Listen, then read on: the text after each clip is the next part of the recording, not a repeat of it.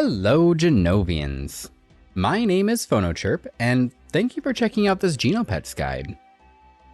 So, a common question I see for Genopets is, how do I earn key? And the correct answer, of course, is to link to the white paper, explain how habitats work, then let the player make a purchase based on what they think is best. I made a whole video for that. The issue with it, well, not everyone wants to look into it that deeply. They just want to throw money at the screen, and it was a common complaint that my previous guide was a tad too long-winded. If that sounds like yourself, well, I made this video for you. I'm going to give a step-by-step process for my method of habitat management and earning. First things first, just to get out of the way, this is not financial advice. It is gaming advice. This is my personal recommendation on how to make sure to get as much key as possible, to make as many items as possible, and to kit out your own pet or just sell the spares to other players, or just sell them if you prefer. Today's strategy is going to be what I will call the optimal one. This is where no money or time is wasted, jumping you straight to earning as much as possible, but with a large initial investment. If you're more of the slow and steady sort, hit that subscribe button. I'll be launching a budget strategy next week, so keep an eye out for that. So, for the optimal path, you'll have to start out with step number 1, which is leveling your pet. Plain and simple here, you're going to need to walk daily and get your pet to level 22. There's a cap on energy gain each day, and you're looking at a 2 months grind at least. There are a few shortcuts you can take here with this step. You can purchase a Genesis pet, which starts at level 22. You could also buy the habitats right away, and then use that habitat to burn key and gain energy, though this is all a bit more advanced than what we're aiming for. If you want clarification, you can ask down in the comments, and I'm also really easy to find on the Genopets Discord. So, you have your level 22 pet. Next, we gotta pick our habitat. The most key you can get a day is 231, having 3 level 3 habitats. The thing with that is, it will require 17,000 steps a day with your pet at level 22 to even get that much. And I know not everyone can manage that. Luckily, 2 level 3 habitats also results in no waste and gives 154 key, which just takes 7,700 energy and 10,000 steps or so, which is pretty doable. Anything lower and you either aren't receiving the 10% bonus income from attaching habitats together, or the habitat isn't level 3, meaning again the profits are lower. That's what I meant by this being the optimal path. Though that got a little detailed again. Quick version. If you can walk 17,000 steps a day, you can buy 3 level 3 habitats. If you can only walk 10,000, you should buy 2 level 3 habitats instead. Alright, how do you get these level 3 habitats? First, go to Magic Eden, go to the Genopets habitat page, and filter by brand new equals true. You will then want to buy 2 or 3 of these habitats, according to what we talked to just a little bit ago. They'll be level 1 for now.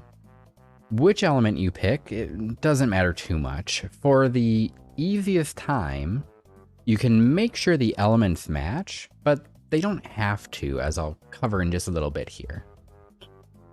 Next, you need to acquire your key, crystals, and gene.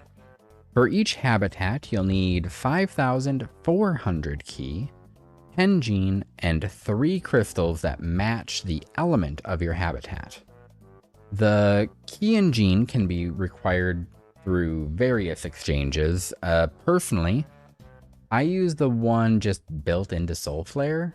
I know both Orca and jup.ag also have them available as well and are recommended pretty frequently. Crystals, meanwhile, those can be bought on Magic Eden. They're usually crazy cheap. Make sure they're the correct element, of course. And with that, with your wallet filled with goodies, you just need to head over to the mainframe website. Attach your wallet if you haven't already, and you should see all of the separate habitats there. Click on Attach Subhabitats on whichever one you want to add the other habitats to. Now you need to upgrade them. Under View Details on the main habitat, you'll see an option to upgrade all of them there. Once you've done this, your habitats are now active. This means they will start to slowly decay, and you need to start harvesting them today. Click on Harvest Key, set the wait time to max, and harvest. This will start the process, which will take 14 days. After that 14 days, you'll be able to collect your key from the Pending Items tab. Don't click away yet though, that's not all there is. I mentioned your habitat is decaying. Once you get your first batch of key, you'll want to spend that to refine crystals. You'll see this option right below harvesting. You can also use the bulk actions option to repair all of them at once. You'll want to do this every day until you've used up all of your habitat's durability. After the durability has been completely turned into lifespan, you can stop making crystals if you want. This step is where the earlier talk of picking your habitat elements comes into play. If you have matching ones, you'll be able to repair all of them without any fuss. If you have mixed elements, well, you'll notice you can only craft the main habitat's elemental crystals. This isn't the end of the world though. After a few weeks of repairing the main habitat, you can switch which habitat is the main one by disconnecting them and reconnecting them to a different main habitat. We're getting near the end now. Your habitats will survive for an entire year from here. Eventually they'll still go dormant. You'll want to make sure you have 7,200 key on hand for each habitat to revive them when this happens. All maintenance taken into account, if you have 3 habitats, you'll make 163 key profit a day, or 109 with 2. If you want to be a landlord, you can use that profit to make more habitats and rent them out. Otherwise, that allows you to craft at least a couple augments a week, which you can use yourself or sell.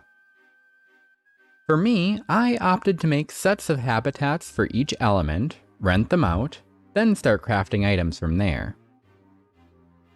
And, well, that's the optimal strategy in my opinion. If you're a big old whale looking to skip the entire grind, that is. And that about covers it.